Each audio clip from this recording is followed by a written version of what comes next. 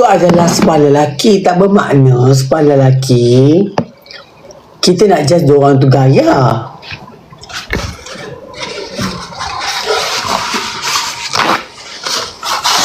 Kadang pelik lah orang Malaysia ni, cepat sangat jatuh hukum. Tak baik tau. Yang pergi tu ada anak, ada anak, dah ada apa tu, ada keluarga apa semua. Tak bermakna bila dia pergi tu orang tu nak judge. No, lelaki pun okay, kalau I biasa kalau gym dekat Australia kat sini kan, kita orang lepas gym ada setengah orang dia tu pergi sauna. Lepas pergi sauna, diorang mandi, lepas tu diorang balik.